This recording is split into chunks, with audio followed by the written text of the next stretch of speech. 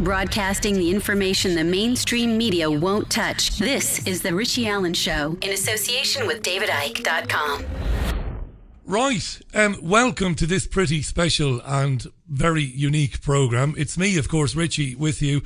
And as I record this, it's 2:32 p.m. on Thursday, the, God knows what, the 14th to 15th. What is it, David? It's on the mail, isn't it? I've got a paper here. You've got a paper. It's the 16th, mate. It's the 16th of November 2017. We've had this studio in Manchester city centre for about 3 years now. How many times is it that you've been in this studio recording with me? First time. This is the first time. It's extraordinary. Just to set the scene, David was in London last night at the Troxy Theatre as part of 3 events for the launch of David's brand new and outstanding book, Everything You Need to Know But Have Never Been Told. It was a magnificent night last night. It was great. You were great as well. It was really, really memorable. It was really enjoyable, wasn't it? The questions coming from the audience, the vibe. Delighted to be there. Wonderful stuff. Yeah, and the atmosphere. You see, I mean, you know, so many nice, open-minded, open-hearted people tend to come to the events. And so the atmosphere is always lovely, and the interaction is always lovely, and it's such a pleasure to do. Brilliant stuff. And we've obviously driven up from London, you and I today, and you're in Manchester tomorrow night. You're looking forward to that. I'm going to ask you to move a little bit closer to that mic, by the way. Okay.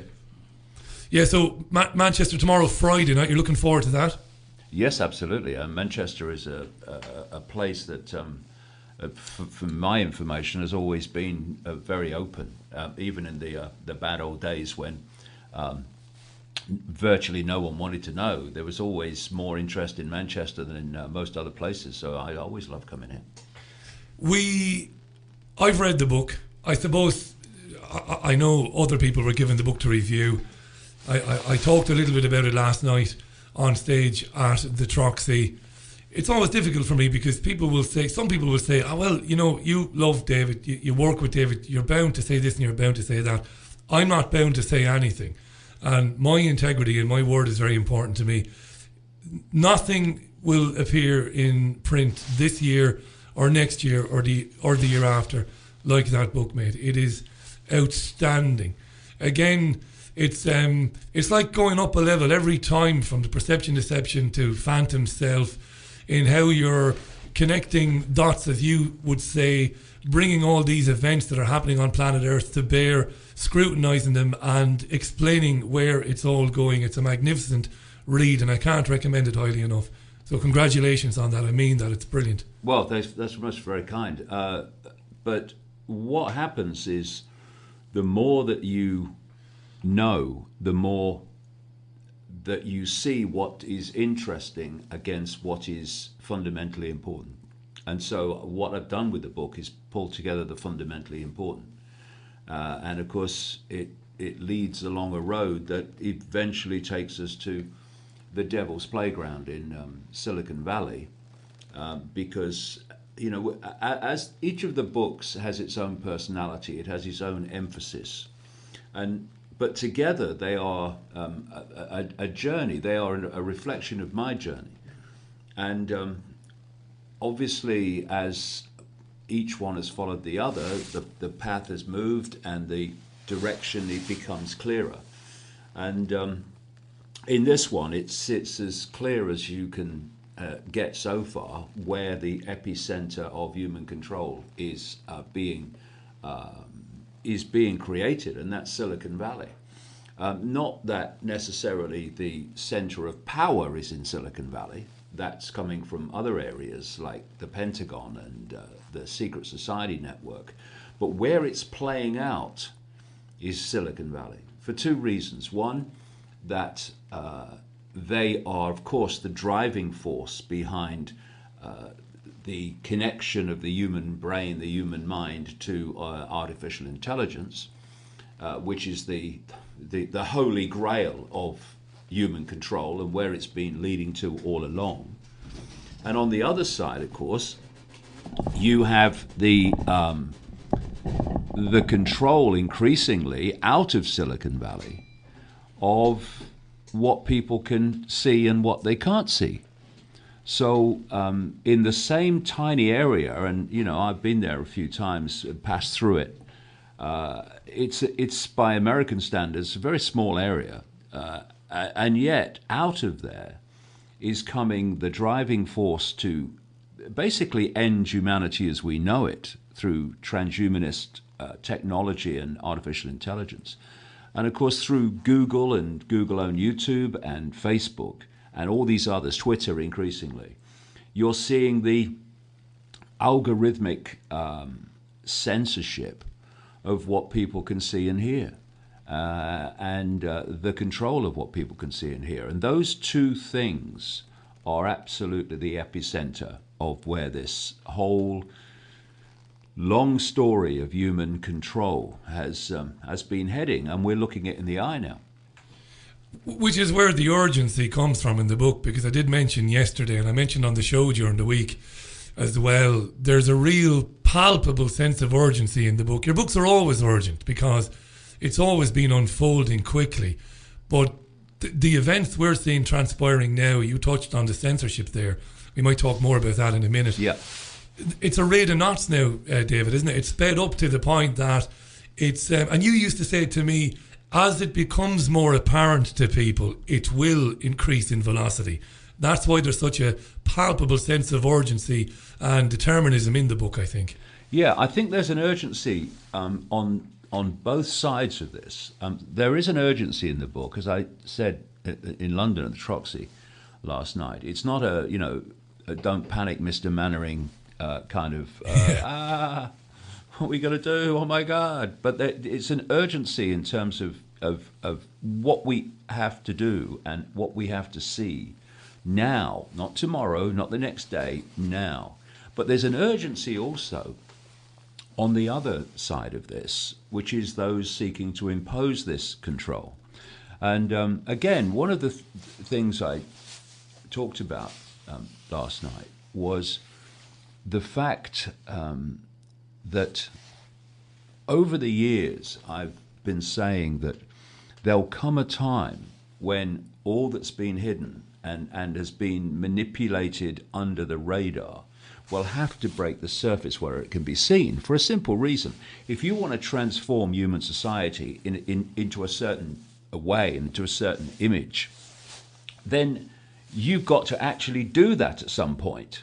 And all that you've been preparing for and manipulating towards must therefore become in people's faces. They must eventually be able to see it.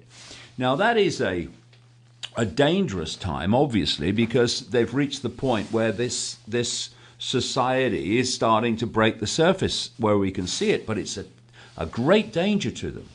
Because, I've always been aware of this all the way through since I've been involved in this. I knew that it had to get a certain distance along the road to where they want to go before it became so obvious that large numbers of people, are large enough on the scale to make the difference, would actually be in a situation where they couldn't deny it anymore. They couldn't be in denial. Oh, no, it's not happening. Oh, it's just a conspiracy theory. It's here. Look at it. So we are in a period now where this is breaking the surface. The censorship, the transhumanism, the increasing Orwellian control and impositions, it's breaking the surface. It's in people's faces. And therefore, we now have an opportunity and a window in this transformation from the point where it breaks the surface to the point where it's so in place that basically all challenge will have been blocked and snuffed out. This is the period where we either make a difference and we bring this nonsense to an end, or it reaches its fruition. And that's why you're picking up the urgency in the writing of the book. Come on, now, not tomorrow. But like I say, on the other side, they're desperately trying to get this on. They're trying to push this on for a simple reason. They want this period between when it breaks the surface and when they've got it all in place to be as short as possible. That's why they're pushing on and everything seems to be moving so fast. It's like, oh, hey, hold on, they've seen we're shutting the door. Shut the door as fast as you can.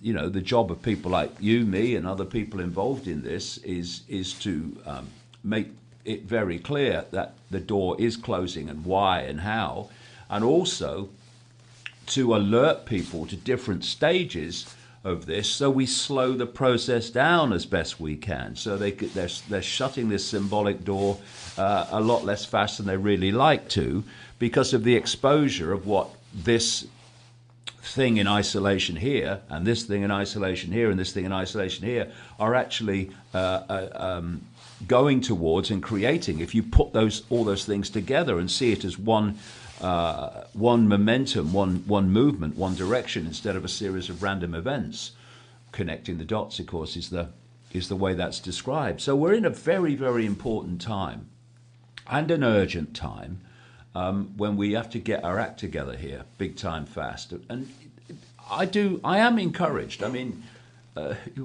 when I look at the world and where it's going and how fast it's going there, I shouldn't be encouraged, but I am, because having been doing this now for the best part of 3 decades, I've seen the momentum of people opening their minds to things they would have rejected before. I've seen that momentum gather. I've seen the numbers gather, and I have seen the urgency gather. So the next very few years are going to be the epicenter of all this and where this world goes from here. And that's where the urgency comes from. One of the book is brilliant. It's in several parts, of course, and it builds up. I don't know whether you're consciously aware that you're doing it or whether it's a natural gift. I think it's a natural gift, the way it shifts tempo. I mean, it really does. One of the things that's extraordinary is how you describe and explain how that which controls it has made us obsessed with ourself, and how that is designed to obviously prevent us from seeing what's going on because we are obsessed with ourselves, but also how it imposes a kind of a self-censorship, because you're going to talk about some interesting and some funny things now that you've noticed on the drive on the way up from London. But that's a hugely important step before you get on to talk about synthetic human and transhumanism. This kind of driving us to eliminate all else except that which we hold dear to ourselves, how that self-censors and how it, furthers that agenda. It's brilliant. We're talking here, of course, about gender politics and identity politics, which is massive right now. Well, of course, the bottom line of any tyranny by the few imposing itself on the many is divide and rule. And what we're seeing is the divide getting more and more into the minutiae of detail. What I mean by that is you can create a religion, and the religion can be played off against other religions. So there you've got a divide and rule. But if you look at the history of religions, the individual religions then break up into factions, Protestant and Catholic and Sunni and Shiite, and then they break up into factions. And so the divide and rule increasingly divides in smaller and smaller parts. So there's more and more divide to play against each other and create the rule and the focus on each other and fighting each other, which obscures the fact that strings are attached to everybody and are held by the same hand.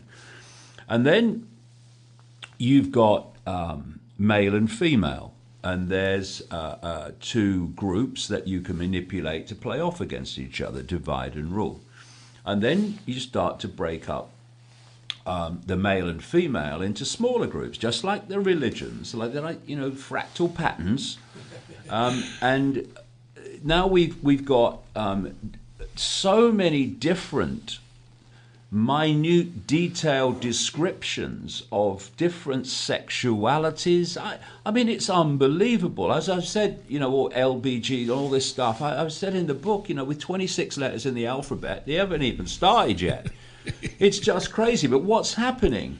They're breaking up dividing the target population into smaller and smaller labels, what I call label consciousness, so that they can play more and more labels off against each other. And what we're doing, or what they're doing, is getting the divide and rule down to individuals divided against individuals at that mass level of individual divide and rule. And we reached the point, of course, where we had the feminist movement, which was saying, rights for women and all that, and that, that's all good. But now we're having the feminist movement, or a member of the feminist movement recently, having a punch up in the street with someone who's transgender. So, I mean, it's like, I shouldn't laugh. It's like I say in the book, yesterday's victim becomes today's oppressor. Oh yeah, you were a victim then, but we've now broken up the labels into smaller parts and smaller minorities and smaller victim groups. Therefore, you're no longer the major victim now. You've become an oppressor. And it's a hierarchy of victimhood and a hierarchy of alleged discrimination. And of course, at the top, bar one now, is transgender. But as I again say in the book, by the time I've finished this sentence, there'll be 2 or 3 more probably. Oh, look, there are. 72 on Facebook at the moment. Yeah, 72. unbelievable. How could you choose between 72 genders? It has to be called what it is. You have a chapter called Saying the Unsayable, which is fantastic. I mean, it's going to upset a few people, that particular chapter in the book. That need to be upset, and maybe they can find a mirror and have a mature conversation with it, because it's getting so absolutely nonsensical. So again, what this comes down to is the me society. I don't care what gender someone chooses to believe themselves to be. It's none of my business. What I say to them is, don't make it my business. It's up to you. You live your life as you see fit. Don't start imposing on me things that suit you all the time. At the deletion of my rights and my human rights and my right to free speech and free expression. There are, if we're having justice and fairness, that means justice and fairness for all, not just your minority self-identity group. And so you are looking at a self-obsession where people have to tell the world what the minute detail of their own sexuality is. I'm not interested. We're not interested. It's your life. You live it. Leave the rest of us alone, and don't start messing with our language. Don't call people Nazis and bigots just because they don't have the same opinion as you. Just get on with your bloody life. Live your own life, absolutely. But of course, what it is of course, and we've had examples of this in recent weeks. Often it's not the genuine transgender people and these genuine members of what I call minority groups that are kicking this off, that are driving this lunacy. It's people doing it on their behalf. It's people who are offended on their behalf. Well, just live your own life. But of course, then you go deeper in the shadows, and it's all being orchestrated for the reasons we're talking about. Massive divide and rule. And when I say that transgender is currently at the top of the victimhood, me hierarchy of politically correct victim groups, of course, at the top is Zionism. And it's been the trailblazer for this nonsense, where you can't have an opinion unless you are labelled racist and a Nazi for having a different opinion to what is not a race, but an ideology. Very different thing. And so in the book, I've really challenged that as well. But what we're looking at is, as these victim groups are manufactured, because they are, and then the language is changed to not offend the victim group, what's happening is the language of humanity is being deleted. And it's Orwell's Newspeak and Old Speak in the book 1984, where in Old Speak, these were words like the language we've had up to this point, which could express your thoughts and your opinions in detail. It was a vibrant language where the detail of your thoughts could be verbally expressed. And then in 1984, Big Brother moved to Newspeak, which were words that didn't say anything, because basically they were designed not to say anything. They couldn't express your thoughts and opinions in any detail. And as Orwell pointed out, basically, once you can't express your opinions verbally in detail, we think in words. When people have thoughts, they're thinking in words. In words, yeah. Now, if you destroy and delete language that can express detail, how do you even think in detail once that language is gone as the generations pass? You can't, and this is the whole point. It makes verbal expression of any detail impossible. So you can't say this because it will upset the Zionists. So that's this language gone. You can't say that. You can't say that. You can't have that opinion.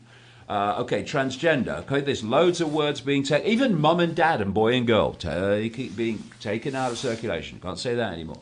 And then you have all these other minority groups where you can't say this or have this opinion because it will upset someone. And what it's doing, it is deleting, transforming, and destroying the human language. And those of us that can see it have a choice. People can go on walking backwards down the road until their back hits the wall, at which point there will be no freedom of expression left, and no right to say anything that's not off the song sheet of the official norms and imposed belief systems and opinions of the state, of the system. Or, this is why I wrote the book as I have, and this is why I using a boxing analogy, pulled not a single punch, is because we have to call this out. We have to call lunacy a lunacy. We have to call idiocy idiocy and point out why. Because if we don't, that wall behind us is beckoning, and we have to stop now. And stop being intimidated into silence. Stop being intimidated into self-censorship, where there's not even a debate about whether something can be said or not. People simply do not say it. And you mentioned a story that we were talking about in the car coming up. Well, you found a story in today's Daily Mail, which is startling to me. I saw it on the Mail website last night, and I saw it in their print edition today.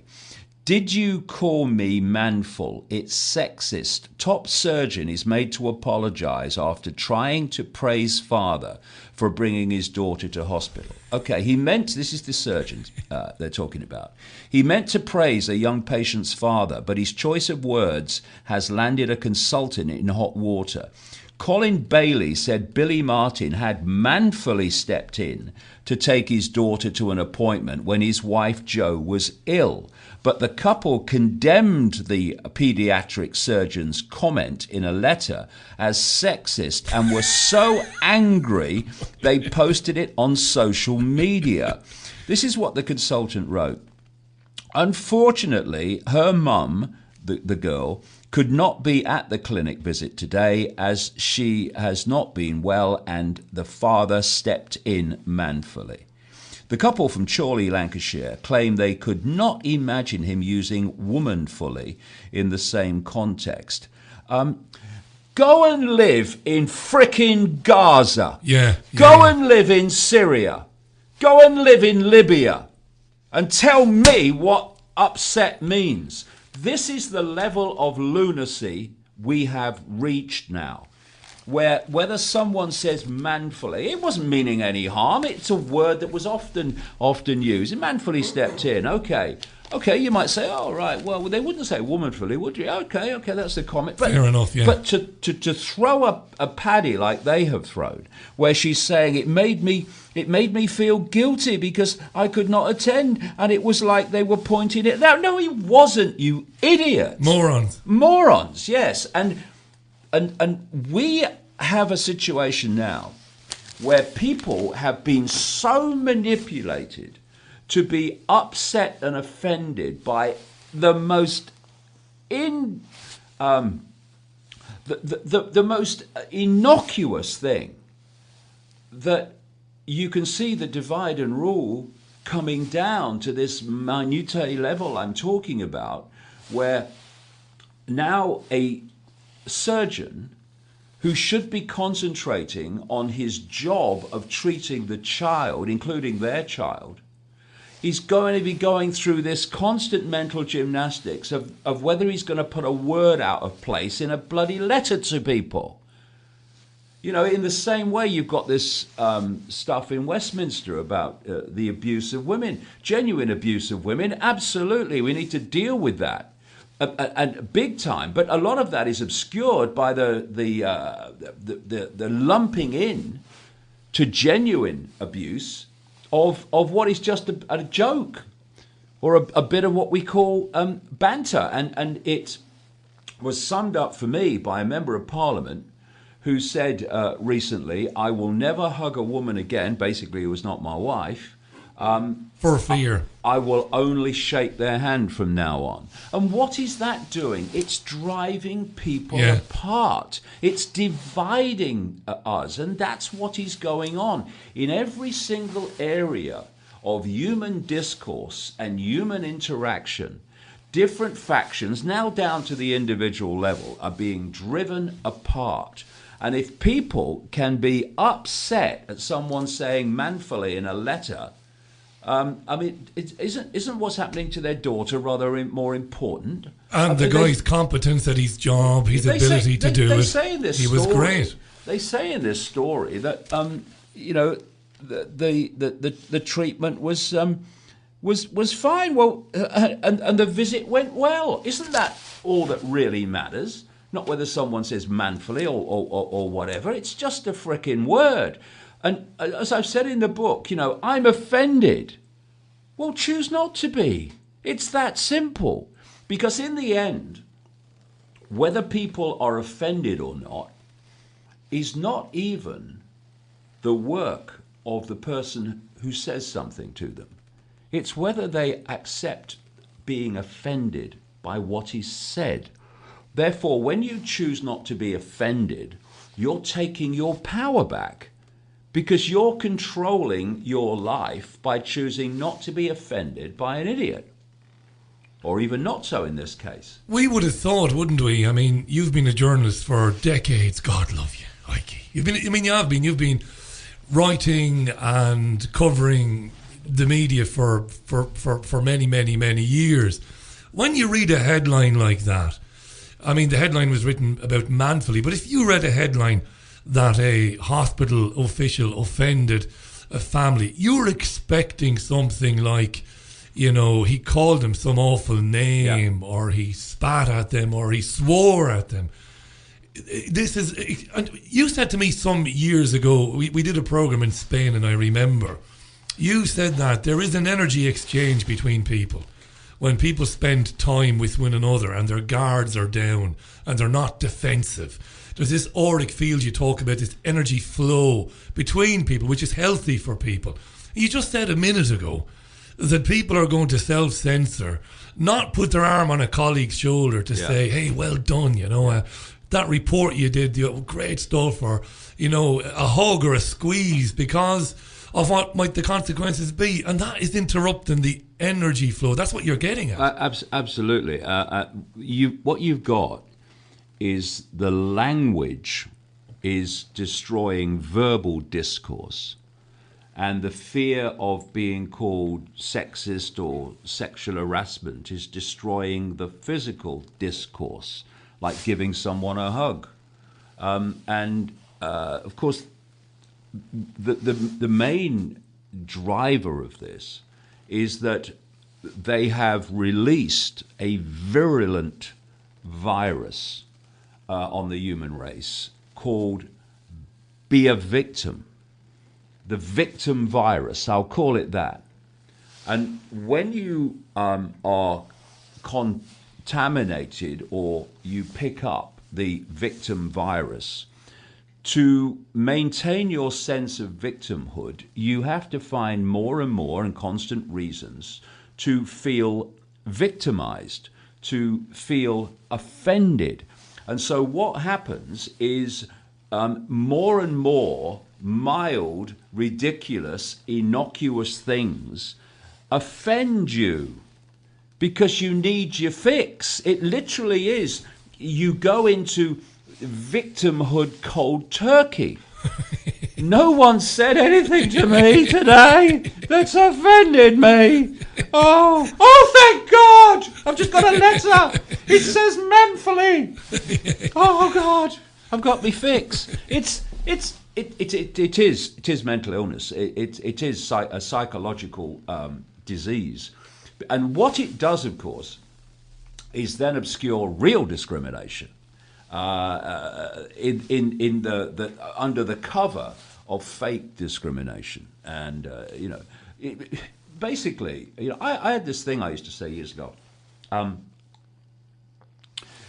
I call it the deathbed perception. You're on your deathbed. You've got 10 minutes to live, and someone says to you, "What really matters in your life now? What really matters to you?"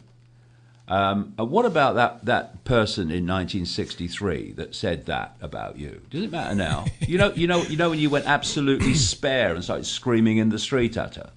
Does it matter now? No. What about this person that said this? No. That person that did that to you and you went up and smacked him? No. No, it doesn't. None of it matters.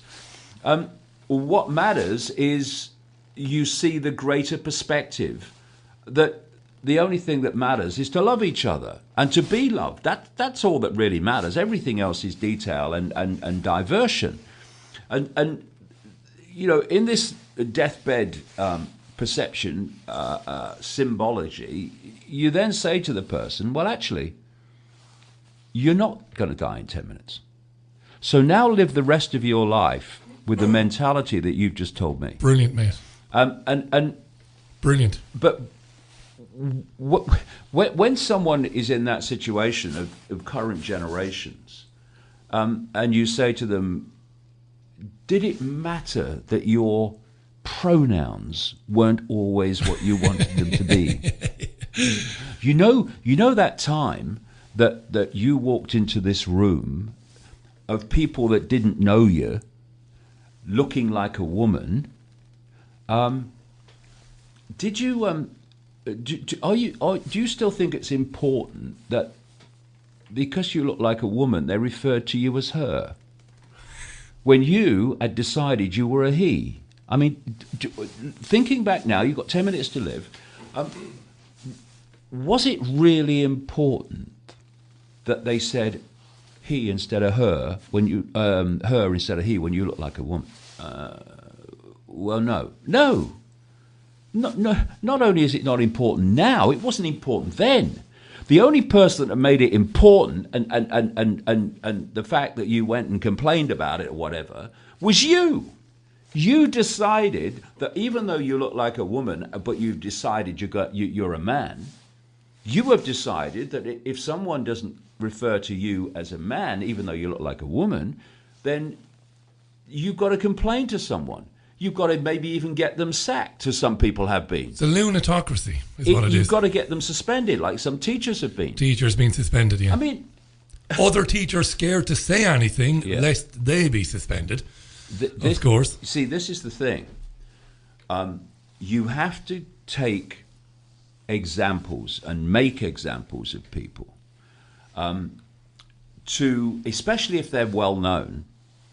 So you get more publicity for it. But anyone, really, you have to take someone who has done something totally innocuous, said something totally innocuous and quite understandably referred to someone because that's what they look like, and you have to give them hell.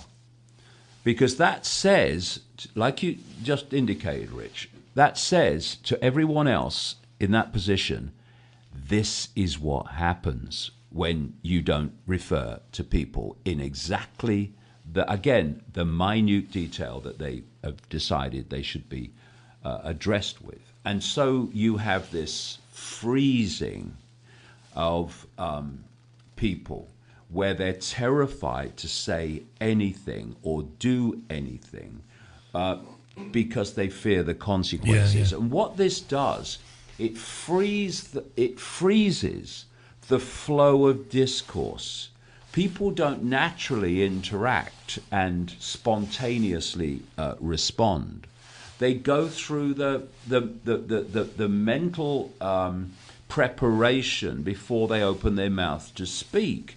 And it's destroying human interaction, and that's what it's meant to do. And like I say, and this is why I've written the book as I have, we have to call a lunacy because that's what it is. Instead of, like the Emperor's New Clothes, where people say, think inside, oh, it's lunacy, but then the way they express themselves, they say, "Oh yes, we must respect. Yes, we must do that. That's right. We must not discriminate against." While inside they're thinking, "What a load of crap," but they're so terrified of saying that because they fear the consequences. And what this does is freezes not only discourse and interaction, it freezes the opinions to challenge the lunacy.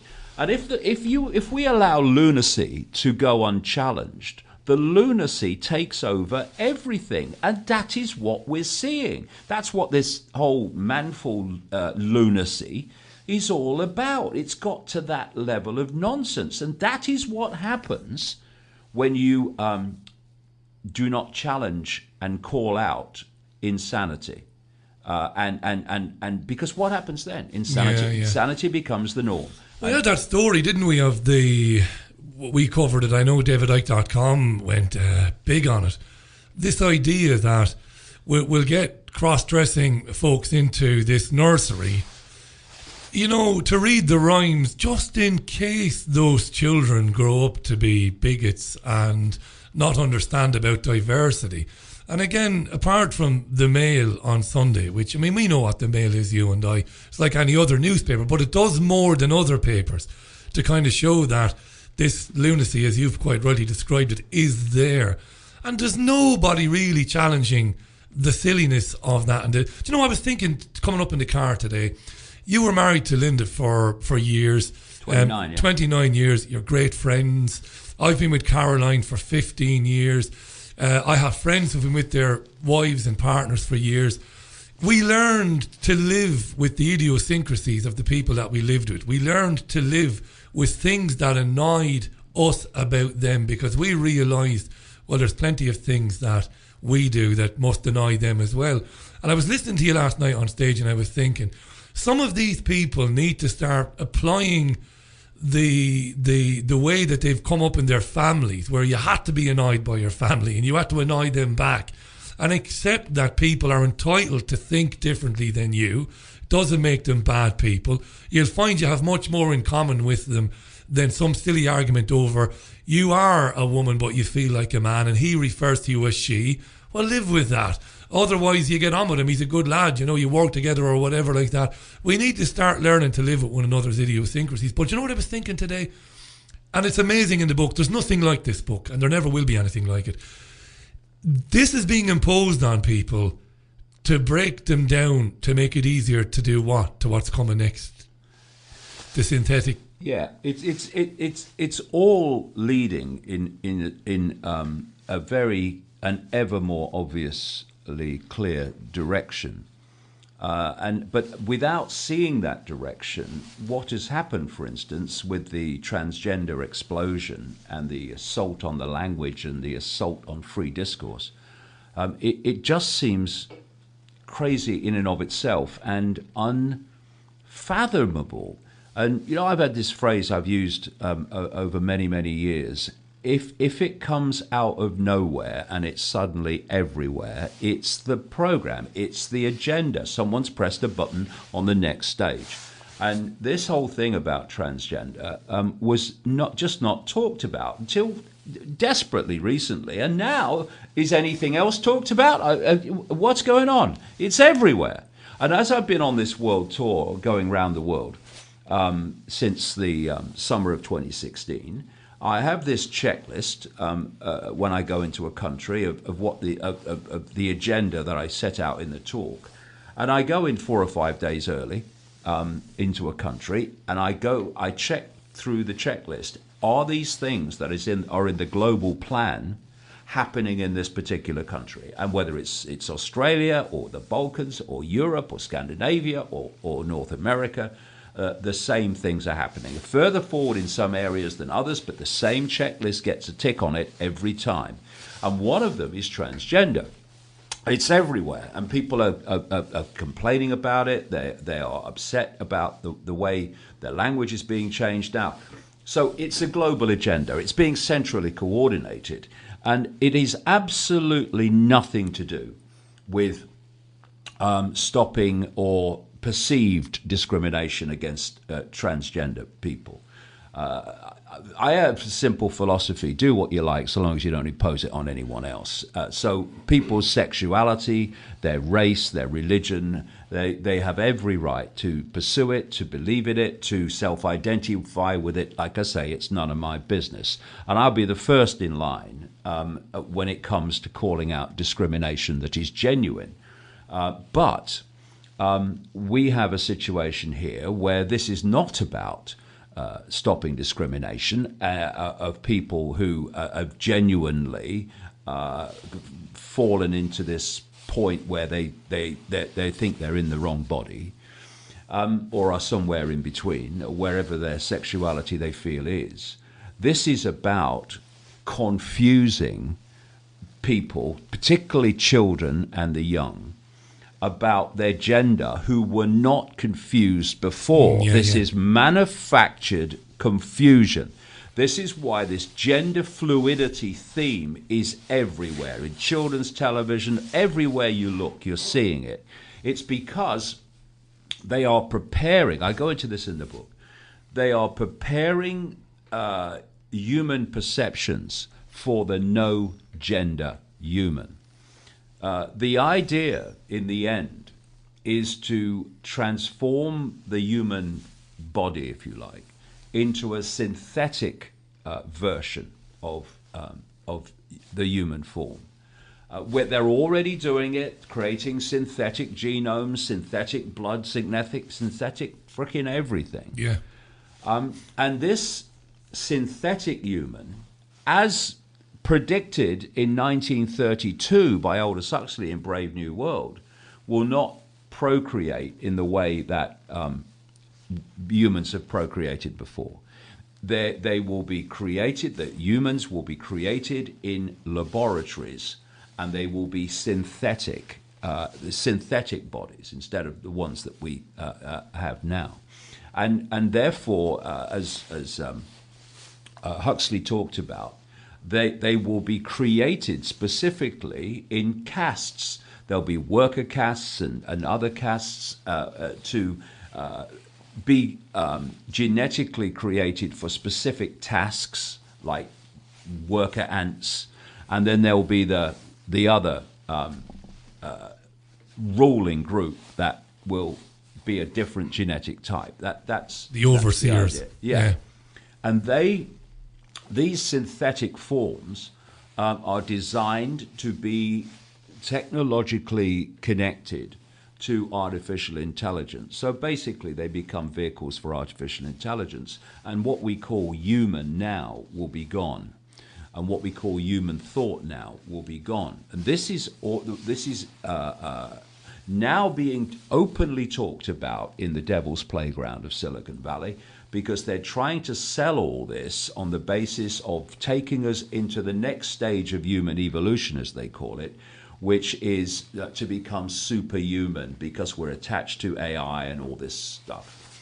This is why they're openly telling us, because the sales pitch is it's going to be fantastic and we're going to be amazing. And by the way, anyone who doesn't go with it is going to die out. That's what they're saying. And so that we have to be perceptually prepared for this. And the point where they want to start bringing all this in, big time, will be when the young generations today, especially the younger children, will be adults. So they're being perceptually prepared for the no gender human. They're talking now about gender fluidity, but the idea is to move that through to no genderism. And like I say, when you look at this guy, Dr. Richard Day, or I write about in the books, a Rockefeller insider, who talked to a meeting of pediatricians in Pittsburgh, Pennsylvania in 1969 and gave them chapter and verse of how the world was going to change, told them not to take notes or record the talk, but one doctor, Dr. Dunnigan, did take notes and gave some interviews later about what Day said in 1969. And as people could see in the books, like Phantom Self, where I've quoted this guy at some length, he was so accurate in terms of the world that we're seeing now. It's extraordinary. And so was Huxley, and so was Orwell, because they had access to the projected agenda. That's why they've been so accurate. And what Day said as one of his predictions, this is what's going to happen, is that he said boys and girls were going to be made the same. And this is what we're seeing now. The various levels of the agenda unfold. That's what I call pressing the button. It's out of nowhere and suddenly everywhere. And now in this period of just a few years, basically, we're having the transgender button being pressed, and suddenly it's everywhere. And it is designed to change the perception of humanity, human form, into eventually the no gender human by going through this process of gender fluidity first. But that's where it's heading, the no gender human, and that's why they're doing it, and that's why they're targeting the young more than anyone else. Well, you made a brilliant point in the book. If this gender fluidity thing, which I'm not a psychiatrist or a psychologist.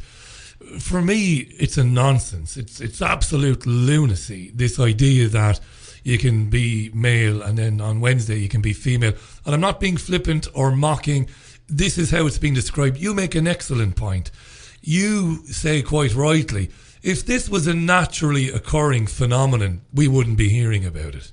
We wouldn't. No. If this was natural and, it just happened to be that some people started to be thinking, well, I'm male, I'm female, and we would not be hearing about it, and we would not be seeing, as you've written about, not just now but previously, that it is being imposed on children in primary schools, that they have to think about it, that they must choose from all these genders. Yeah, well, and this is putting to quote a newspaper, putting drag queens into schools of kids of just a few years old. Dragonory. And getting them to read stories and sing songs where the words have been changed to fit the gender agenda.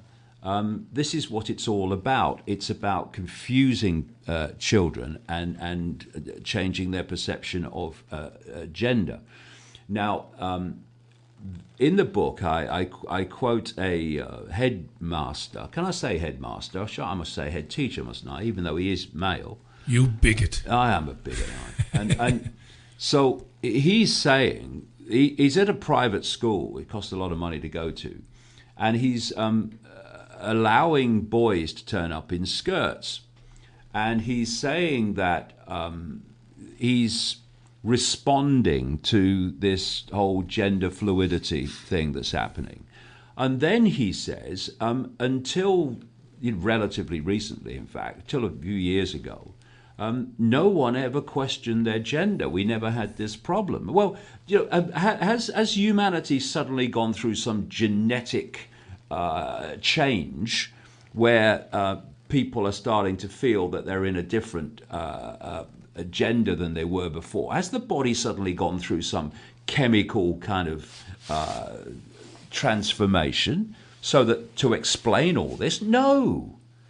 What explains it is the systematic confusing of young people about gender and what gender they are. And then, of course, just as you get with the professional victims in the whole political correctness arena, what people call snowflakes, what I call in the book the generation jelly, people are using their often manufactured, mostly manufactured sense of victimhood as a way of being the centre of bloody attention. So, Ethel's been triggered. Oh, poor Ethel. Someone wrote Trump on the pavement. Yeah, Ethel's been triggered. Hey, come on, help Ethel. Centre of attention. So you're getting the same things happening in terms of gender, where people say, "Oh no, I'm a boy now, and I've decided to be a boy." It's the centre of attention, and it's just responding to the fact that it's now trendy and gender fluid. What are you? You were light years ahead of this. You were light years ahead of this, because some years ago you took a clip from The Life of Brian about Stan, who wanted to be a woman. Yeah. We shall fight for your right to be a woman, Stan. And one of the group was like, but it's John Cleese, but it's ridiculous. He's not a woman. I want to have babies. We shall fight for your right to have babies. But he can't have babies. No. He can't have babies, but we shall fight for his right to have babies. Yeah. Yes. But we're seeing this. Yeah, exactly. And you see, this is a great example, Richie, of where the real focus of attention, where it really should be in this whole gender area, is being obscured by all the nonsense. So while someone's coming in one morning and saying I'm a girl, and they're coming in the next morning and saying they're a boy, and then deciding to change again, when there's an R in the month or whatever. While that's going on, this nonsense, this peripheral, self-obsessed me nonsense, then there are people who are genuinely, emotionally and perceptually in a situation where they feel different to their body. And I have no doubt that these are genuine people in a genuine state of feeling they're in the wrong body, and that's where the focus of attention should be, on helping those people come to terms with that and how best to deal with it. But that, just like genuine racism and genuine sexism, is being obscured by all this nonsense that is there only to confuse and to divide and to rule, and not to help those who are genuinely suffering from these different areas of the politically correct explosion that's gone on in recent years. Shall we just take a very quick break? Let's have a word from our sponsors. Okay. And then we'll come back, and I have no idea how long this is going to go on, because we did this on... David doesn't have enough to do, he doesn't do enough. After months of travelling around the world and writing the book, it was his suggestion, let's have a chat. Well, it was kind of my suggestion, but he was up for it. Let's have a chat while we're in Manchester. David Icke is in Manchester this Thursday, the God knows. I don't even know again, Icke. I have no idea what date it is. The 14th, is it? 15th. Yeah. It's the 15th of November, 2017. 2 outstanding evenings. One with Mark Miller in Edinburgh, which was fantastic, at the Caves. Wonderful night at the Troxy last night. It was great to be a part of that, to see that interaction between you and the audience. Why is that? Well, because everything you need to know but have never been told will be published on Saturday. And it's an extraordinary read on so many different levels. It really is. trigger warnings for about 60,000 different identity groups around the world, I think, because there must be 60,000 now. We'll have that quick break. When we come back, we'll talk more. David Icke with me in our studio for the first time ever after 3 years. Back in a minute. Book launches are often hyped. Then you open the first page and... But David Icke's new book, Everything You Need to Know But Have Never Been Told, really will astonish you. Thought-provoking and controversial. It's available now, so read a real page-turner. Everything You Need to Know But Have Never Been Told, by former footballer and presenter David Icke. Available exclusively at davidicke.com. Have you lost access to important data from a computer hard drive, mobile phone, or other storage device? Maybe you have a broken hard drive containing years of information, or a smartphone that no longer works from which you'd like the pictures, movies, and chats recovered. If you would like to recover data from any type of digital device, including desktop and laptop computers, external hard drives, cameras, smartphones, NAS, and RAID servers, then contact Data Clinic today at dataclinic.co.uk now. Is your mind full of ideas, yet you struggle to put them down on paper? Characters with no home, unfinished concepts that you always wanted to finalise, yet lacked knowledge and drive to complete? The Creative Writing course from Creative Imaginings may be the long-awaited answer, designed to help you finish your masterpiece with better language techniques, detailed study of the character, plotted suspense chain, and valuable information to get published. Don't delay your creation. Complete your 100% online course at www.creativeimaginings.com.au. Introducing the H2O app, a powerful water structuring application that programs vibrational energies into water through the use of different sound frequencies. Once programmed, the use of water for drinking, cooking, bathing. Give it to your friends and colleagues or spread it around the garden. The list goes on. It's not just water that the app can be used for either. It's great for programming crystals too. The H2O app is free to download and is available on both Android and Apple platforms. For further information, go to h2oapp.online. There's a place high in the mountains of Spain, a sanctuary where souls gather from all around the globe to learn about themselves and experience powerful changes in the way we see our world. They become awakened to their gifts and their power to heal others. Become part of this ever-growing worldwide family of unique, pure energy healing practitioners. Discover how amazing you truly are. Go to www.markbayerski.com. It could just change your life forever. Welcome back to this pretty unique and special programme. Really on the fly this. I've not done anything like this for a while. On the fly. Came back from London this afternoon, Thursday. Jamie and the davidicke.com crew doing an amazing job in London for the second of 3 official events to celebrate and to push the launch of the new book, Everything You Need to Know But Have Never Been Told, which is out on Saturday. Can be pre-ordered. Can be ordered now really at davidicke.com. Go to davidicke.com and order it. So we drove back up the M1, the M11, the M God knows what today. And David is with us. He's in Manchester ahead of tomorrow's event, which I'm not going to say where it is. And that kind of segues nicely into what we're going to talk about now. What's been very interesting, I shouldn't call myself an outsider. We're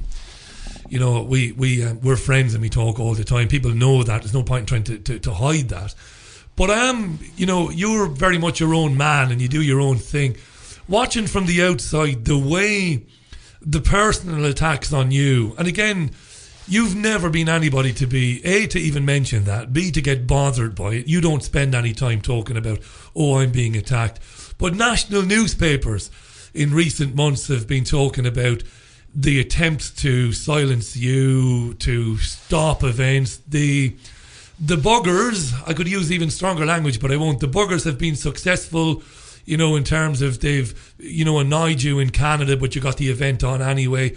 They've halted events that you might have done in Germany. They did it in Manchester, but the event is going ahead anyway. This to me is indicative of, this is brilliant, it's wonderful, right?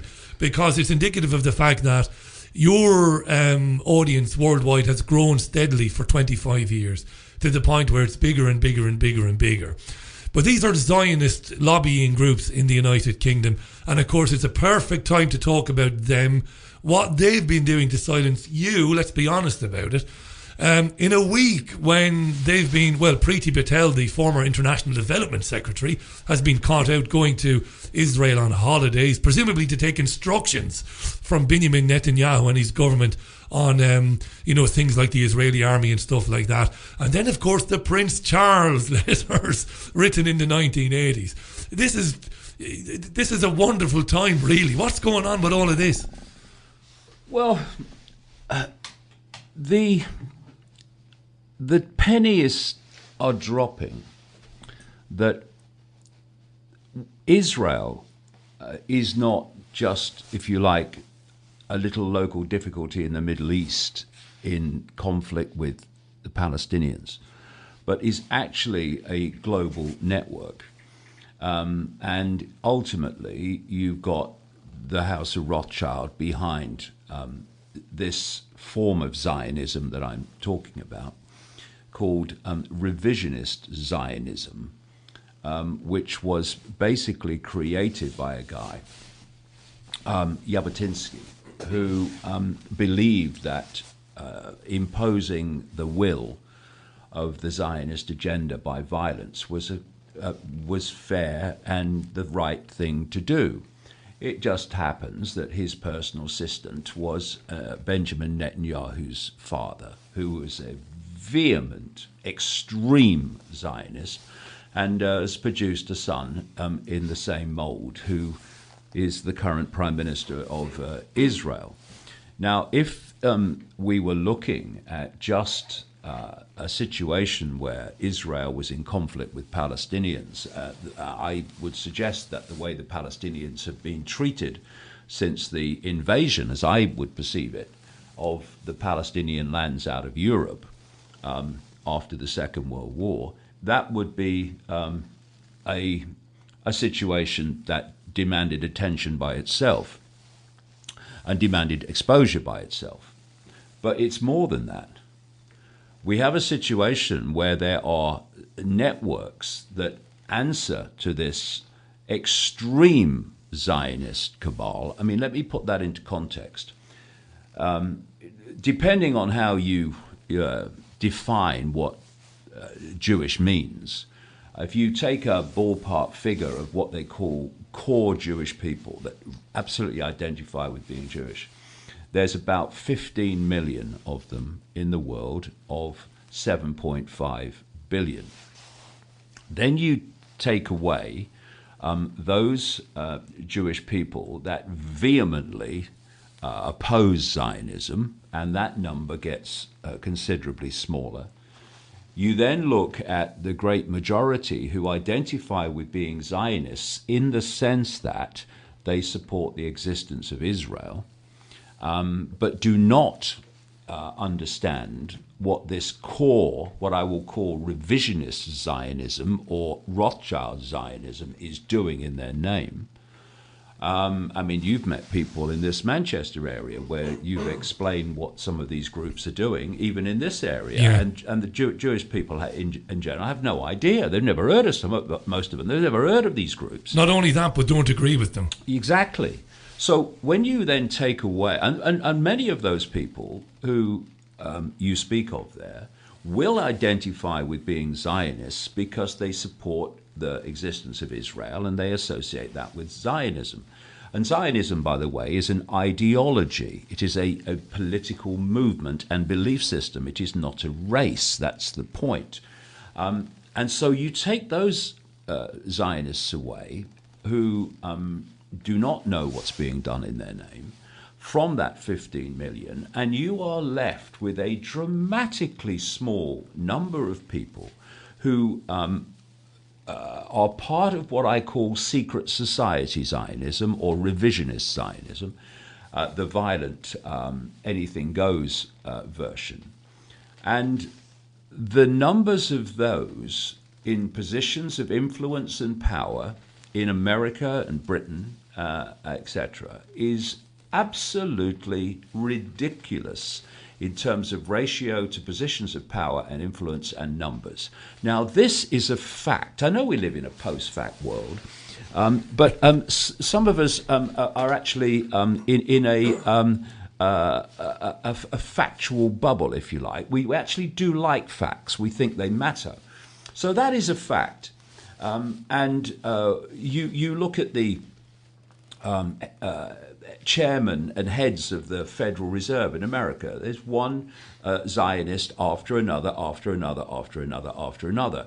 You look at who runs the Treasury in America currently. It's people from Goldman Sachs, all of which are Zionists that were appointed by Trump. The major advisors to Trump, like his brother-in-law, his son-in-law rather, Jared Kushner, are vehement Zionists. In fact, his father is a close friend, a long-time close friend of Benjamin Netanyahu, and Netanyahu actually slept in Jared Kushner's bed at his home when he visited there once. That's how close they are.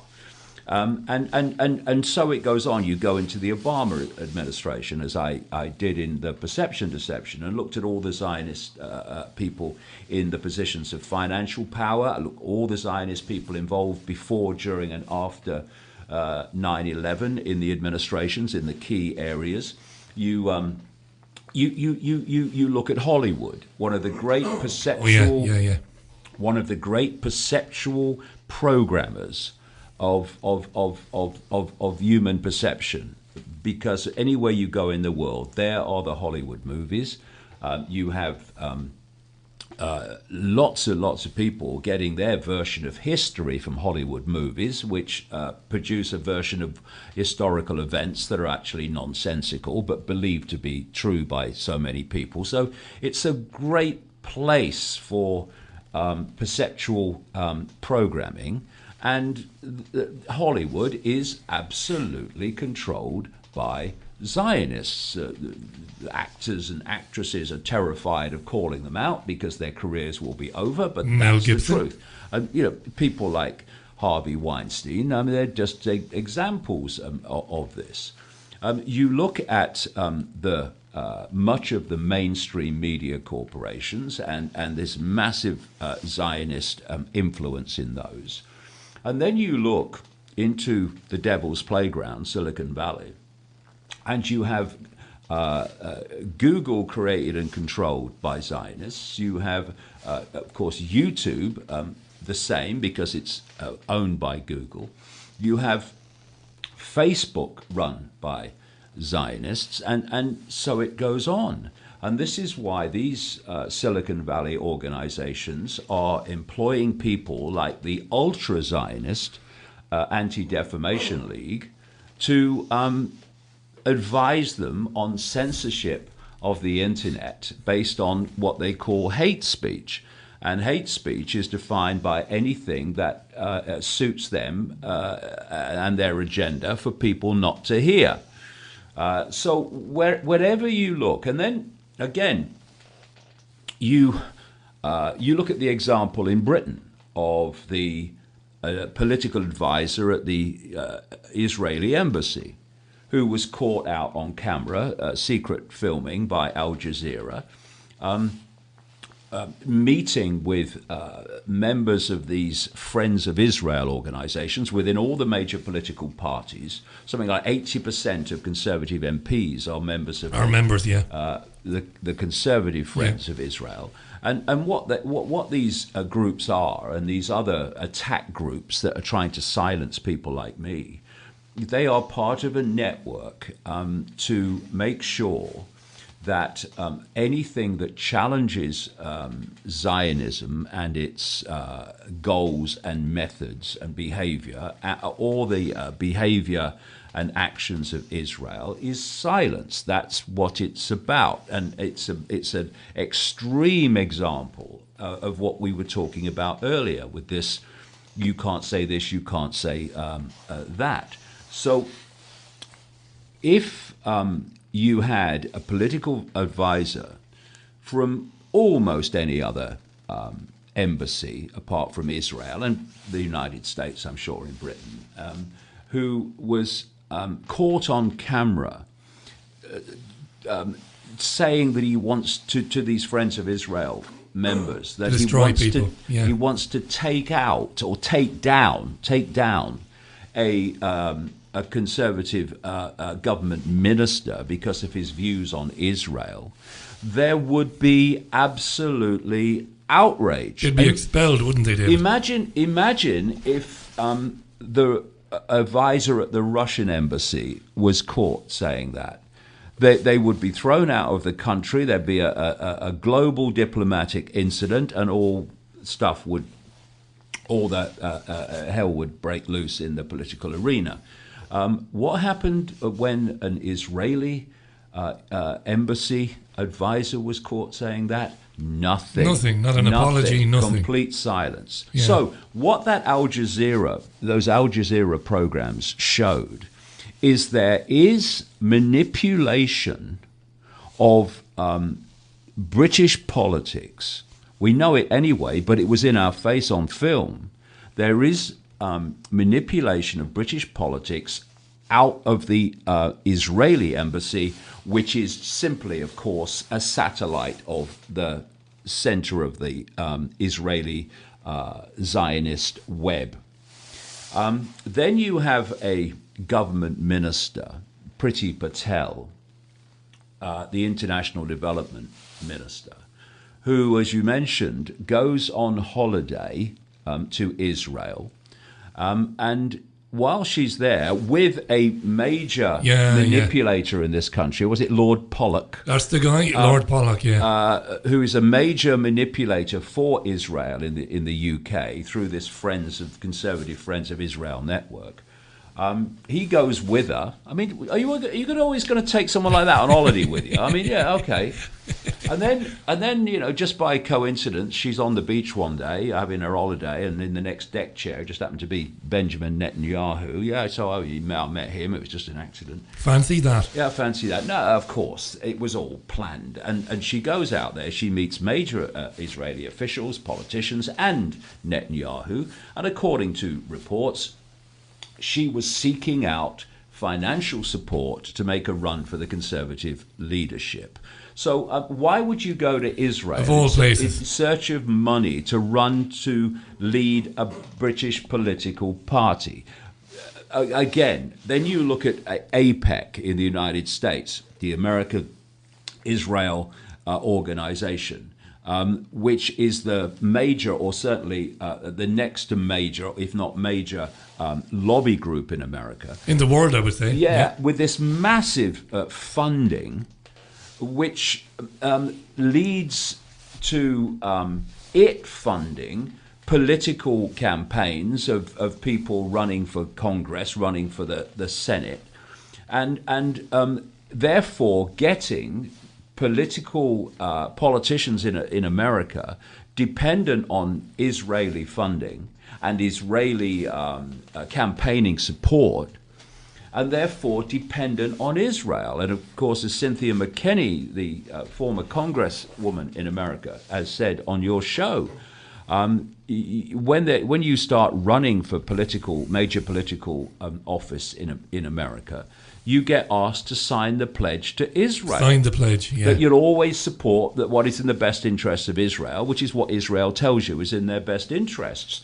And of course, when she refused to sign it, she wasn't supported, and eventually they funded and supported someone against her to take her out of Congress. So this is what is happening all the time, and this is why when Benjamin Netanyahu goes to speak on Capitol Hill, it is one of the most extraordinarily pathetic sights you could ever see. You have this. Let's not forget this. If you look at it on the surface, you have this prime minister of a country of 8 million people in a world of 7.5 billion. And yet these people the people are supposedly elected to serve the interests of Americans. 250 million, 300 million, 300 odd million, 300 odd million, yeah. They can't get off. I mean, I said in one of my earlier books when I was watching Netanyahu speaking at on Capitol Hill, that it was like the members of Congress and the Senate had springs on their bloody backsides, because every time they sat down, they sprang back up for another standing ovation. Burst of applause, yeah. It was extraordinary, one after the other. And what they're doing is basically they are keeping their funders and their masters happy by doing what their masters want, which is basically to, with great civility, on almost worship this tyrant that currently is the leader of Israel. So wherever you look, you see this influence, this manipulation of political events and situations in different countries. You see the control of the media from which people get their perceptions in so many areas of that control. And then you come back to these figures. There are about 15 million Jewish people in the world out of 7.5 billion. A considerable number oppose Zionism. Most of the Zionists who identify with Zionism do not understand what it really is and what is being done in their name, which leaves this tiny, tiny group who are doing it what I call secret society Zionism, or Rothschild Zionism, or revisionist Zionism. And they have this enormous, enormous influence all over the place. Increased this year, by the way, with the arrival of Emmanuel Macron in France, which is extraordinary. Yeah, and talk about that. I mean, that's just amazing. I mean, this guy worked for these people. Well, it's a classic. Isn't it? It's a classic example of the power structure and how it works. You have this man, Emmanuel Macron, who is an employee of the Rothschilds, and he is involved in French politics with the government of Hollande, one of the worst prime ministers you could, or presidents you could ever imagine. And so, because Hollande is so discredited, I think he had the lowest opinion rating in French political history. In history, yeah. And Macron's political connection to him, it meant that if they put Macron forward as the candidate for Hollande's party to run in the last election, he was basically not going to win. So they create a party for him, a new one. Imagine that. You don't have a party, but then suddenly they create one, and then you become the head of it, and it then wins the election. I mean, hello. They also looked at the situation with the people that were going against him. There was one guy who had a chance, and they discredited him with some scandal. This is what they often do. And so what they did then was manipulate the situation where the French people were given a choice between Le Pen, who was promoted through the media as some far right, almost Nazi option, and this lovely man, Emmanuel Macron, who was the moderate centrist candidate. Actually, he was the Rothschild candidate.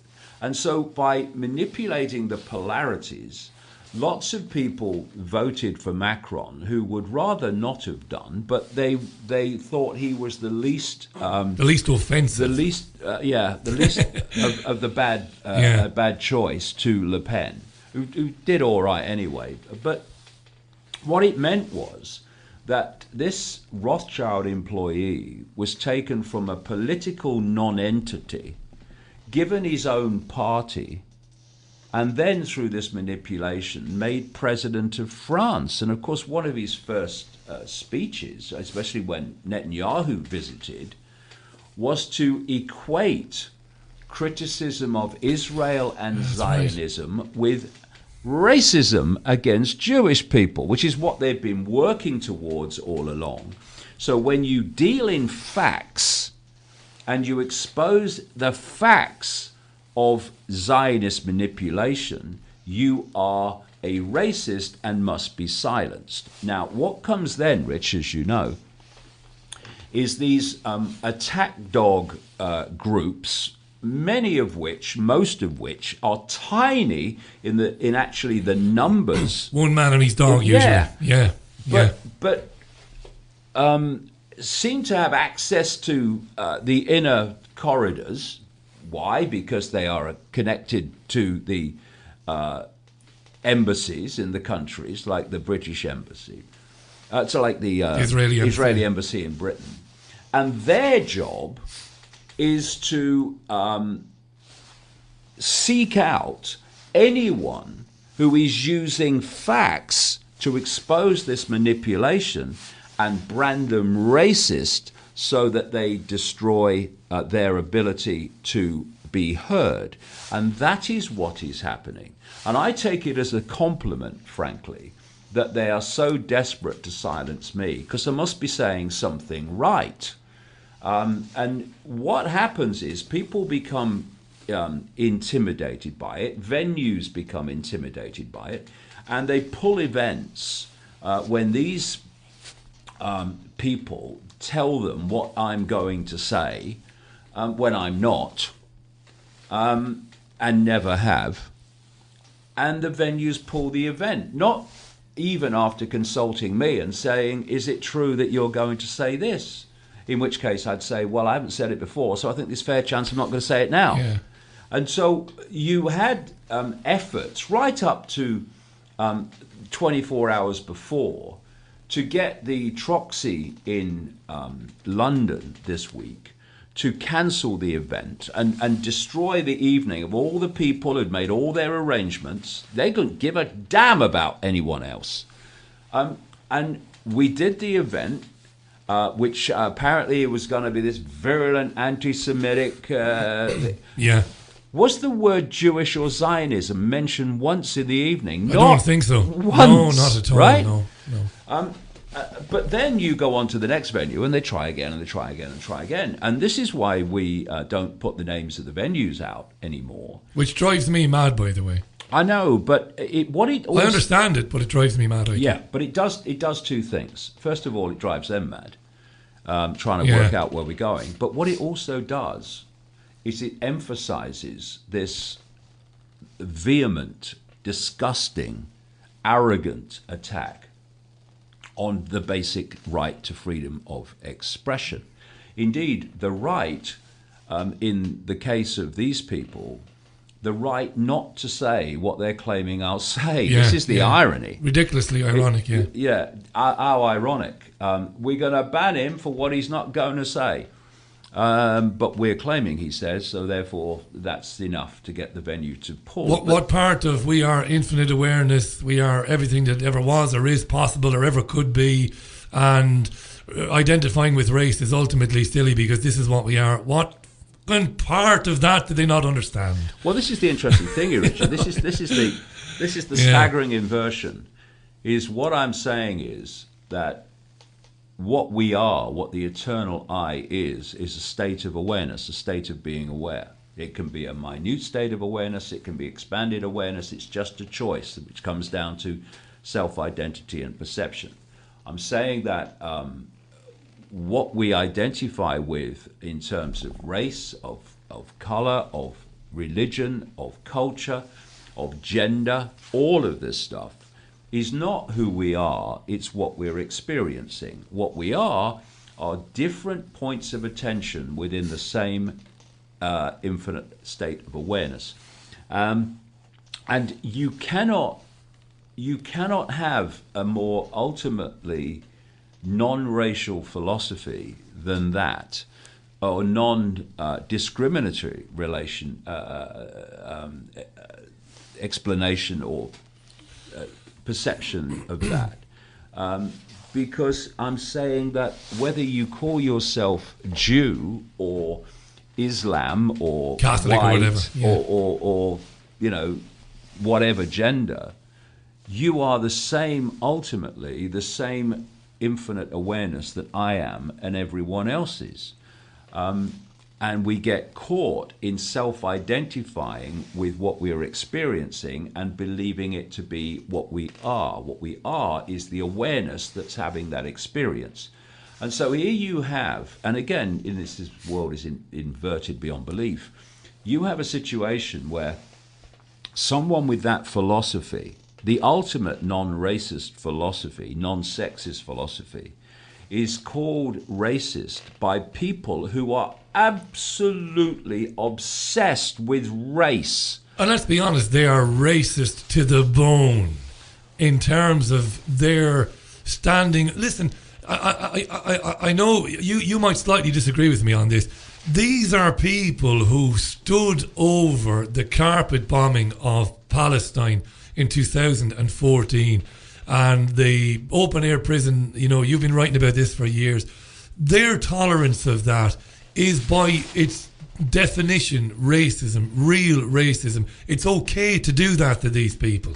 This is another irony, of course. Yeah, what I call revisionist Zionism is the most racist creed on earth. No one comes even close to that. But it's an old technique, Rich. What you do is you accuse people of being what you are, and therefore the focus of attention moves to them and away from you.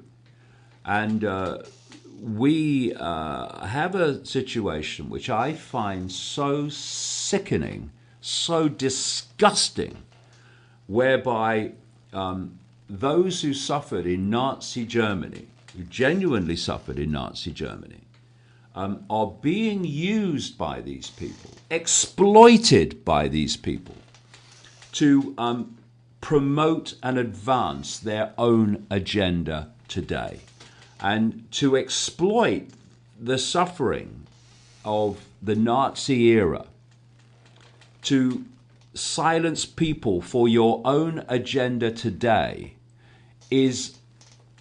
takes me into areas where almost no word suffices to describe the scale of disgust that I feel about that. And this is the irony. Racists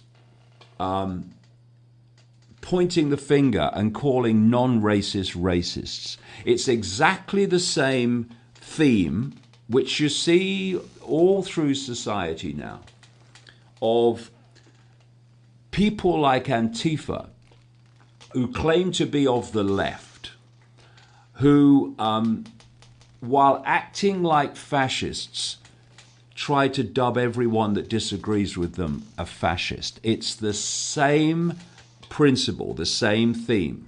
Accuse people of what you are to demonize them so people don't actually turn around and look where the real racists are and the real fascists are. These are the guys who say that violence is acceptable. They openly say that violence is acceptable, this Antifa nonsense, right? Well, they say violence is acceptable, yeah. And they say that violence is acceptable because fascists are violent. So, okay, that is a scale of childlike self-deception that you can hardly kind of imagine, whereby violence is wrong, so we're going to be violent to meet the violence. I mean, it's an idiocy. It's a form of psychological, deep psychological imbalance. But you know, you look at all these groups. You look at the Zionists who believe that it's fine to bomb with state-of-the-art weapons a defenseless, mass-populated area of land on which children and civilians live, and to kill 2,000 civilians in 2014, 500 of them plus being children, and to justify that as defending yourself from rockets coming out of Gaza that hardly make a hole in a road. Yeah. And I find it interesting personally that every time Israel wants another go at Gaza, suddenly rockets, just by coincidence, start appearing out of Gaza. Yeah. We're defending ourselves, but it gives them justification. It's like someone symbolically attacking you with a pea shooter, and you returning fire with a Kalashnikov and saying, I was only defending myself. It's just an excuse. And of course, organizations like the Campaign Against Anti-Semitism were created and then became very influential very, very quickly. I wonder why. During that bombardment of Gaza. That's when they came up, that's right. Yeah, that's when we saw them, yeah. When of course, a lot of people were looking at Israel and saying, what the hell is going on? What are you doing? So, we're looking at this network, and it's not to do with race, it's to do with an ideology. And it's to do with manipulation of that, the agenda of that ideology into place, and the suppressing of the exposure of the ideology and that manipulation, so that people don't see what's happening behind the scenes. This is what's going on, and we have to call it out. We have to stop running away. We have to stop being intimidated. I don't have a racist cell in my body because my whole philosophy is that race and identification with race is a nonsense and a complete misunderstanding and misreading of the nature of the reality we're experiencing and the nature of we, the consciousness, experiencing it. And yet I'm dubbed a racist by the most racist creed on earth. That's the irony, and we mustn't be intimidated by it. We must turn the focus of attention onto that which is truly racist and let them justify themselves, and instead of running away and being intimidated into silence. That'll be the frickin' day. We're going to take another very quick break so we can see where we are, and then we'll come back. Can't recommend highly enough everything you need to know but have never been told, available to order now on davidicke.com. Do order your copy now.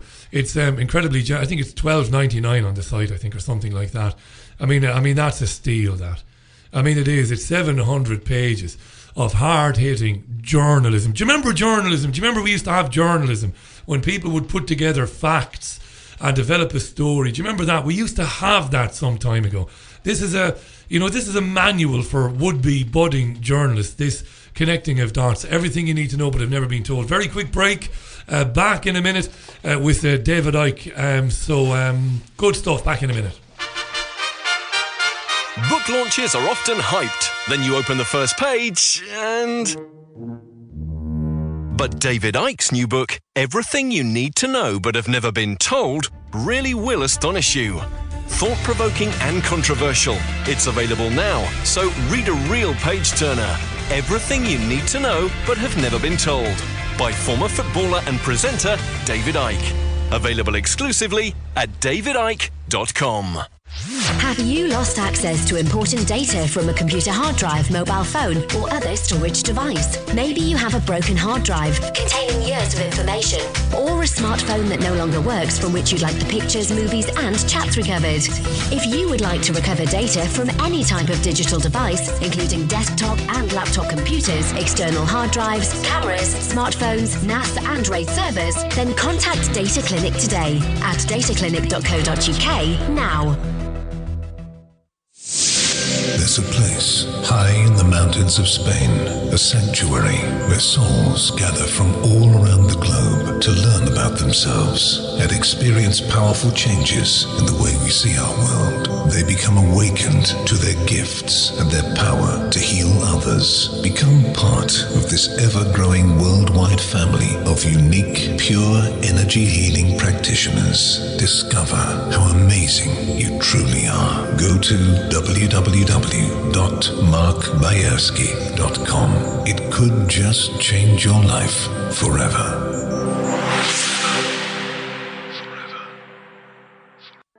Introducing the H2O app, a powerful water structuring application that programs vibrational energies into water through the use of different sound frequencies. Once programmed, the use of water for drinking, cooking, bathing. Give it to your friends and colleagues or spread it around the garden. The list goes on. It's not just water that the app can be used for either. It's great for programming crystals too. The H2O app is free to download and is available on both Android and Apple platforms. For further information, go to h2oapp.online. Is your mind full of ideas, yet you struggle to put them down on paper? Characters with no home, unfinished concepts that you always wanted to finalize, yet lacked knowledge and drive to complete? The creative writing course from Creative Imaginings may be the long-awaited answer, designed to help you finish your masterpiece with better language techniques, detailed study of the character, plotted suspense chain, and valuable information to get published. Don't delay your creation. Complete your 100% online course at www.creativeimaginings.com.au. Right, welcome back. A very special programme. I've been with David for the last 24 hours at the Troxy in London. He's arrived in Manchester now ahead of the book launch event for Everything You Need to Know But Have Never Been Told. That takes place in Manchester tomorrow. Sadly, no tickets available for that. That's a sellout. The book, though, is available to order now at davidicke.com. $12.99. Jesus, that is a steal. 700 pages of up-to-the-minute analysis of what's been happening in our world geopolitically and, of course, outside the five senses as well. Amalgamating all that information, putting it together and explaining what is next on the agenda. It's terrific stuff, it really is. This is great, Icke. This is totally unexpected, so this is good. I'm enjoying this. Good stuff. What have I done there? I've not put your mic up. Now I'll do it again. Oh, hello, good stuff. I'm still here. Yeah, it's not as if I've not done this a million times, but right, so I was thinking, because obviously when we began this about an hour and a half ago, you talked about the fact that we have the evidence because the system has not been able to hide it, because as it gets to where it wants to go, it must reveal it. Therefore, more people are aware of it. Yeah. And how more people being aware of it manifested itself recently was in the decision by people in the UK to say no to Europe. We want to leave. That was definitely people rebelling against that. You've done amazing work on it over the years, the European Union. Let's talk about that, because what we're seeing now is like the Empire Strikes Back. Star Wars was the people saying we want out. Now we're in the Empire Strikes Back, right? Yeah, well, the more people understand about the way the whole system of control works and where it wants to go, the easier it is to read things and read what is almost certain to come.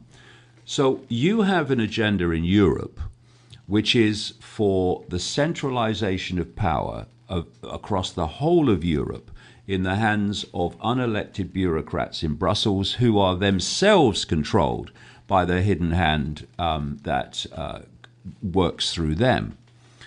So the idea is to absorb more and more and more countries into this centralized tyranny so that more and more people are controlled by fewer and fewer.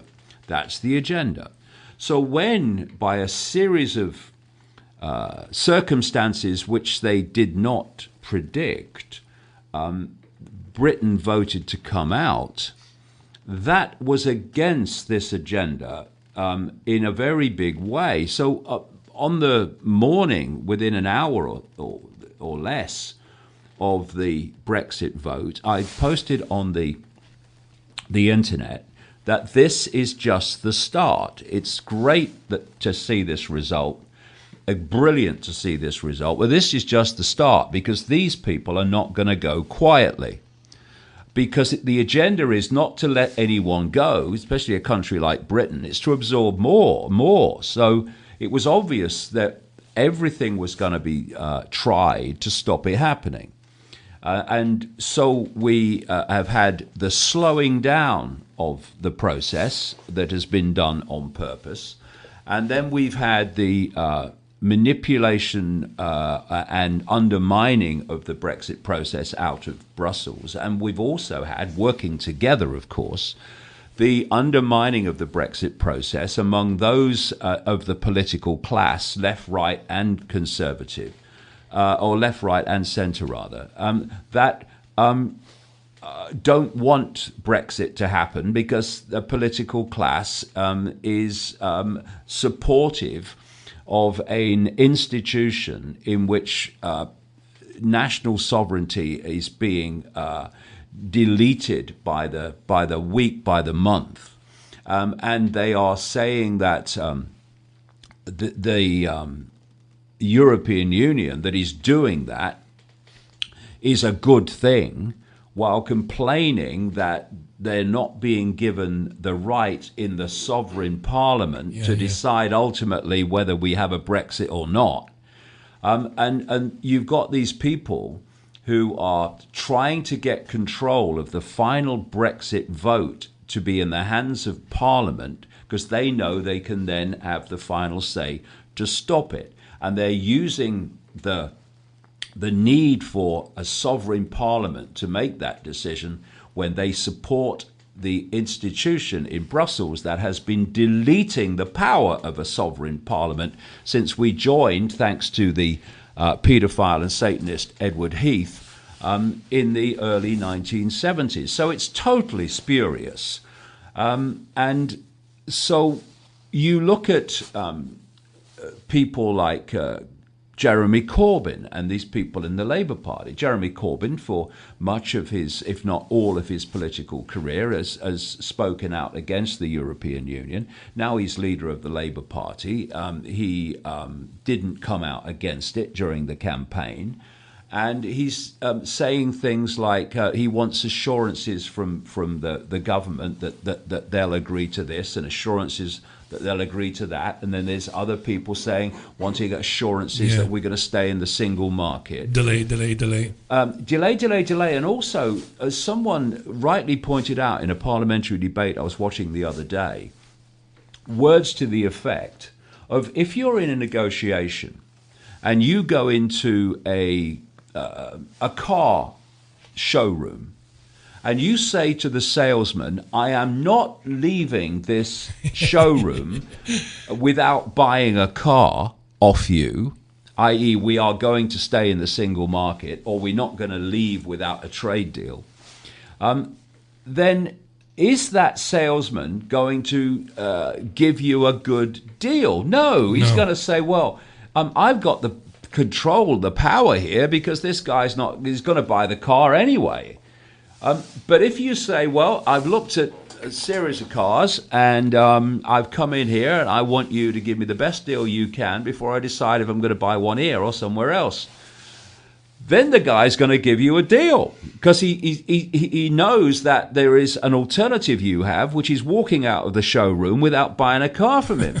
So when you're negotiating with the European Union over an exit deal, and I think there's a very different way I would have negotiated personally, which I'll come to in a second, then what you say is, we're going to negotiate in a situation where we are not going to guarantee that we are going to accept anything. We're not going to guarantee that we're going to do anything. We're just going to negotiate, and we'll see how it goes. And what should be happening, and should have happened from the start, at least this, is to have said to these bureaucrats in Brussels, we will negotiate with you, but we're not going to negotiate on the basis of there are green lines that we won't cross. We're going to negotiate with you. And if at this exit date, which we're giving you, there is not a deal, then we will just leave, and that will be that. Now, what people are saying in Parliament is, oh, we can't do that, it'll be economic suicide. No, it wouldn't, because of what would happen. We have a massive, massive trade deficit with the European Union. Hugely important, this. And therefore, we owe them nothing. They should be writing the check to us. Absolutely. Because of all the transfer of wealth that has gone from Britain to Europe, that's more than's come the other way. And if you said from the start, this is the date we're leaving, and if we don't have a deal, then we're leaving anyway, then you're going to get the great corporations of the European countries who have a trade profit with Britain, who are going to be knocking on the door of these bureaucrats in Brussels saying, get your frickin' arse in gear. They'll be bumping them off, mate. Yes. They'll be bumping them off. You cannot... Yeah. You cannot allow Britain to leave and we don't have a trade deal. Who's going to lose? We are. And therefore, Britain would go into the negotiations and the clock would be ticking. And you'd say, OK, let's negotiate. But if the negotiations don't reach fruition, we're out and you're the losers and your corporations are the losers. The corporations would be kicking and spitting blood at that. Imagine what they would say to Drunker. I mean, particularly the CEOs of BMW, David, and Mercedes. They would be saying to Drunker, do you realise what you're doing, man? They will go to Japan, they will go to America, and they will do deals with those countries to get luxury cars from Ford, from Chevrolet, from Dodge. Well, Dodge is Chevrolet, maybe it is, I don't know. They will go to Hyundai, they will go to all these companies and do deals with them. It can't be allowed. You're spot on. But this is logic, isn't it? It's basic logic. Total logic. It's basic negotiation. Yeah. But it's not happening because they're throwing spanners in the works all over the place. And, we have a political class that has no interest in the will of the people, that spouts on about democracy while abusing the very idea of democracy. You've got the Vince Cables in the Liberal Democrats and the ludicrous Nick Clegg. You've got the what I would call the rabble in the Labour Party. Don't seem to know what they want or what they think. And then you've got all the Blairites in the Labour Party who absolutely don't want Britain to leave the club. You've got people like Blair operating in the background, and anything that Tony Blair wants, the global cabal wants, and therefore it's bad for anyone who is subject to what he wants. So the very fact that he's so vehemently pressing for us not to leave the EU means that we should absolutely do that, because anything Blair wants, we should be doing the opposite. We'd have done that in Iraq, of course. There'd be a lot less dead people and less chaos and catastrophe in the Middle East since.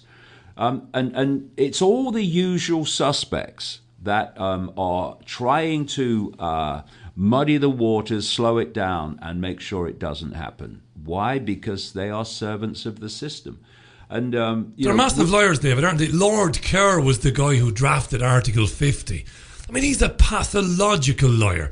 He's been not debating, but he's been lecturing at universities, and he's been saying, Article 50, it can be reversed by either Brussels if they want, or we can. And the British people need to know this. It's not set in stone. This is a lie. I had the misery of having to read this crap.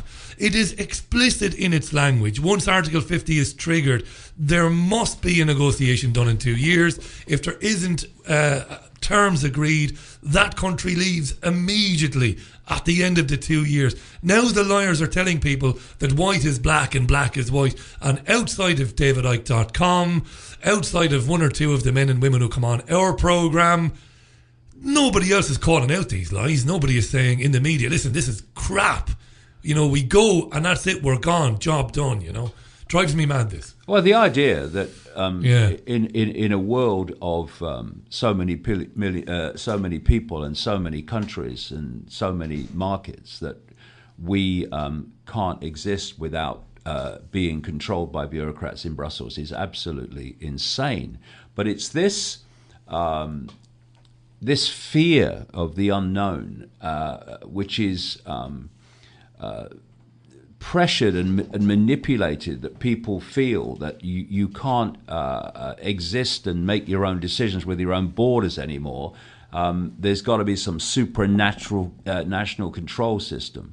Is is ridiculous. But so many people believe it because they're frightened into believing it. But the great thing was that the majority of people in the referendum rejected it, even though the entirety, virtually, of the political class was trying to terrify them into line. They went their own way, and it is a sign, another sign, that people are rejecting this control system in the sense that they realize that you couldn't get a cigarette paper, really, between the positions of the parties when you really break it down and wade through the rhetoric and the image making. You're basically looking at the same single political class. And when they want something, we should want something different, because it's not in our interest that they operate. I must point out, Jazz, our gorgeous German lovely, Shepherd dog, is playfully rubbing David and licking David's hands. She remembers David, of course, from London when we were making TV in London. We've got about 10 minutes left on this, if we're going to get this so that we can turn it around for repeats and for 2 hours. Everything you need to know but have never been told is available to order now at davidicke.com for $12.99. Jesus Christ, when you think of books in shops and the prices they're charging for books these days, it's an absolute steal. It really is. Get a copy for somebody who's just starting to look into this information. It's really terrific. Right. What's it like? I was thinking yesterday, 25, 26 years is a long time. It is. I mean, I know in the grand scheme of things it isn't. But for you, what's it like now putting this book out after all, the books you've put out, all the talks you've given, the thousands of interviews you've done on television and radio around the world, the talks. How do you feel now as opposed to 5 years ago, 10 years ago, 15 years ago? Are you still as excited about doing this, getting a book out to people, as you were when you put your first book out? Yeah, I'm putting this book out in a very different environment. It's certainly a different environment in relation to me, because, for a long, long time, I was putting the books out and a number of people were reading them, but they were real fringe communication, in the sense that the vast majority didn't know they existed and wouldn't have been interested anyway, because Icke's a nutter.